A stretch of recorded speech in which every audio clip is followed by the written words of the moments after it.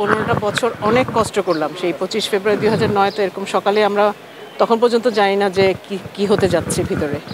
তা আমরা 15 বছর ওয়েট করার পর যেহেতু এই 23শে ফেব্রুয়ারি আমরা ফাইনালি জানতে পারলাম যে এই দিবসটার জন্য আমরা এত ফাইট করেছি, শহীদি মর্যাদা, আমরা কিন্তু খুব বেশি কিছু চাইনি এবং বিচারটা যেন সুষ্ঠুভাবে হয়। যারা পেছনে আছে, সামনে আছে, যেভাবেই আছে সবাই যেন এসে যায়, সুষ্ঠু বিচারটা যেন হয় তদন্তের পর। আমরা আশাবাদী, যেহেতু কমিশন হয়েছে এখন, উনিও যা বললেন স্বরাষ্ট্র উপদেষ্টা, আমরা আশাবাদী। আমরা আসলে এখন আশার উপরেই বেঁচে থাকতে হবে। আশা করছি হয়তো ইনশাল্লাহ, যেহেতু শহীদ সেনা দিবসটা পেয়েছি, জাতীয় শহীদ সেনা দিবস, ইনশাল্লাহ বিচারটাও পাবো। 15 বছর তো অনেক অপেক্ষায় ছিলাম। অনেক অন্তর্বর্তীকালীন সরকার, এই সরকারের কাছে প্রত্যাশা সকলেরই বেশি।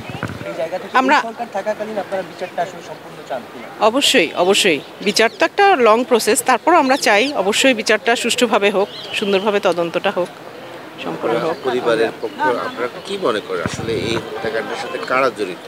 এটা তো আসলে দেশ জাতি সবাই জানে। এটা মানে যখন ছিল, আমরা যেহেতু আর্মি ফ্যামিলি, আমরা তো ওয়েট করেছিলাম যে আর্মি বাঁচাতে যাবে। তো যেহেতু আর্মি তখন বাঁচাতে যেতে পারে নাই, এটার পিছনে কে আছে, কারা আছে, এটা দেশ জাতি সবাই এখন জানে। এটা নিয়ে তদন্ত হচ্ছে, কমিশন হচ্ছে।